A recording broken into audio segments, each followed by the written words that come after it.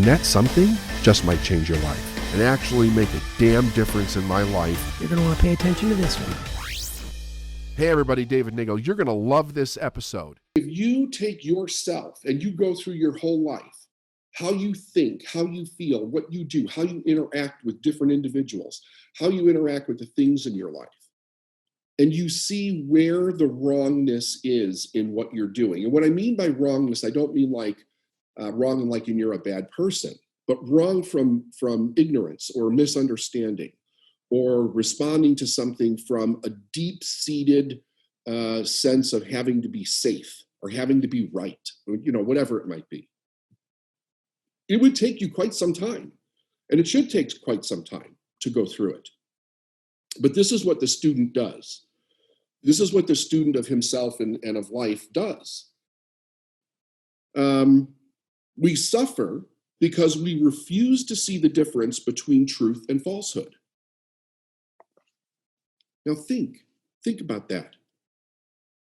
People are always wondering why they suffer. Why is this happening to me? Like if you take the word suffer and you write down, how does that show up in my life?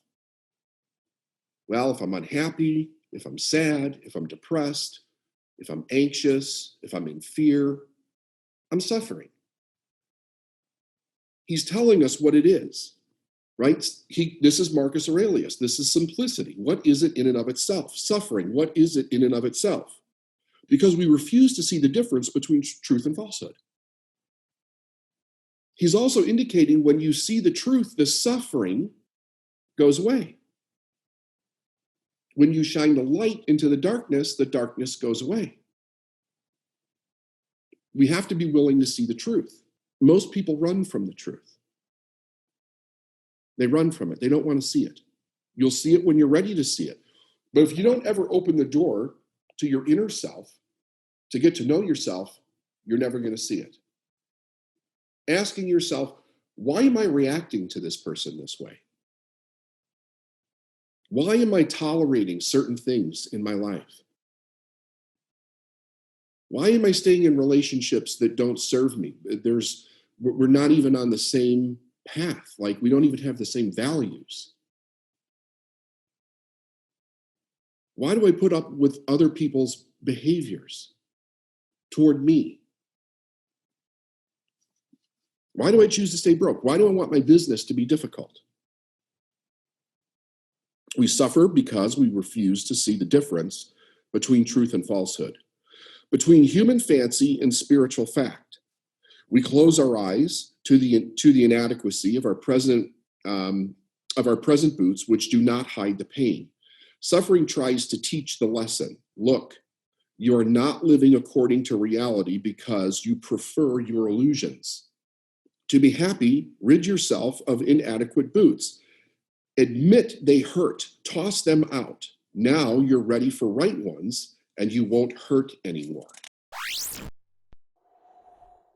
Why is it, and this is the basic of basic questions, and I apologize for asking these, but why is it so important to a person, the idea of knowing themselves?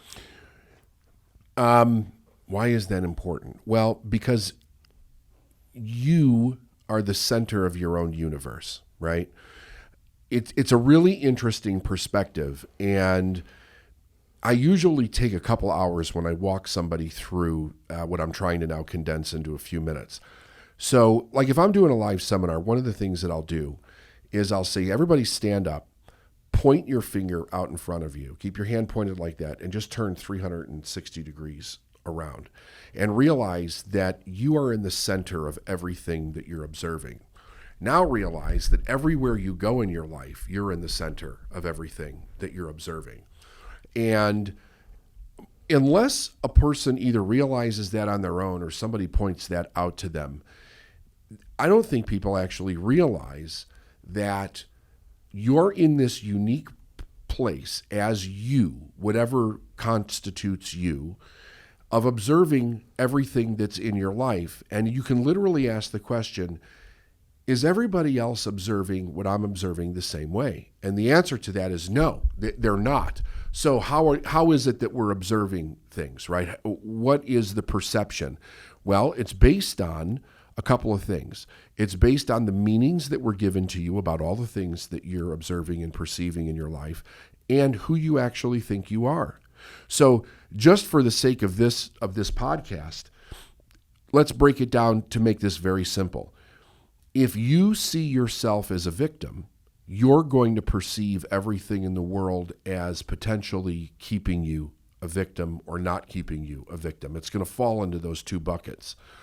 If you don't see yourself as a victim, if you see yourself as being in your own power, and you're seeing yourself with the personal responsibility of how you experience your own life, that allows you to see the world in a very different way, because now you can actually see, how can I actually go out into the world and be a benefit to everything? A victim sees the world in a way where they don't necessarily think, how can they be a benefit to everything? Because many of the things that they're observing, they believe are actually keeping them in whatever they feel that they're victimized by or victimized within, right? So when we understand ourselves, the truth is that it takes away the victimization. And when you realize that you're not a victim, and I'm not, and I want to say this in a way where almost everybody can hear this, even though I know that I can't control that. I am not saying that things that other people do that are not good or bad are okay. I'm not saying that in any way. But when you see yourself as not a victim, the potential for your life exponentially grows. And it allows you to really step into the full potential of what you're here for, what you want to do, how you actually want to live your life, the service, the benefit that you can actually become. If you don't see yourself that way, you're forever living your life in this push-pull of things happening to you, and there's perpetrators, and it really limits what it is that you're actually going to do with your life, because you are stuck by a story that you virtually can't get out of, because the thing that's keeping you in the story in your perception is somebody else or something else. So knowing yourself is everything, right? Now, you could go down a lot of different roads with knowing yourself, but that's one that we're dealing with really big in the world right now. And if you, in order for a person to fulfill their purpose, to be what they want to be, to truly be of service, to actually own the power of their choice, they have to have some semblance of who they really are, and that needs to be based in truth. Otherwise, they're stuck in a story that just is extremely destructive.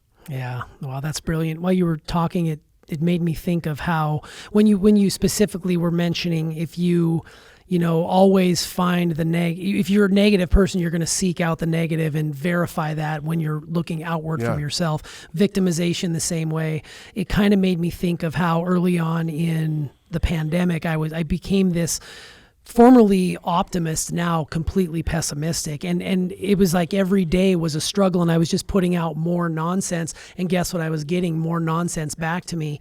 And it made me realize that old phrase about, looking through life with rose-colored glasses. There is something to be said about, unbridled optimism and finding the good in all situations. And I think that most people who listen to you probably are there already, but there's probably some people who aren't and can't figure out why they're getting such negativity back. But turn inward. Recently, I was talking with a young man who long ago discovered a common denominator of success without identifying his discovery. He had a definite purpose in life, and it was definitely a sentimental or emotional purpose. He wanted his boy to go through college without having to work his way as he had done. He wanted to avoid for his little girl the hardships which his own sister had in the face of her childhood. And he wanted his wife and the mother of his children to enjoy luxuries and comforts and even necessities which had been denied his own mother. And he was willing to form the habit of doing things that he didn't like to do in order to accomplish this purpose. Not to discourage him, but rather to have him encourage me, I said to him, "Aren't you going a little too far with this thing? There's no logical reason why your son shouldn't be willing and able to work his way through college just as his father did. Of course, he'll miss many of the things that you missed in your college life, and he'll probably have heartaches and disappointments. But if he's any good, he'll come through in the end just as you did. And there's no logical reason why you should slave in order that your daughter may have things in which your own sister wasn't able to have, or in order for your wife to enjoy comforts and luxuries that she wasn't used to before she married you. He looked at me with a rather pitying look and said, "But Mr. Gray, there's no inspiration in logic. There's no courage in logic. There's not even happiness in logic. There's only satisfaction. And the only place logic has in my life is the realization that the more I'm willing to do for my wife and children, the more I shall be able to do for myself." Imagine after hearing the story, you won't have to be told how to find your purpose or how to identify it or how to surrender to it. If it's a big enough purpose, you will be big in its accomplishment. If it's an unselfish purpose, you will be unselfish in accomplishing it. And if it's an honest purpose, you will be honest and honorable in the accomplishing of it. But as long as you live, don't ever forget that while you may succeed beyond your fondest hopes and your greatest expectations, you will never succeed beyond the purpose to which you're willing to surrender. Furthermore, your surrender will not be complete until you have formed the habits of doing the things that failures don't like to do. Isn't that cool?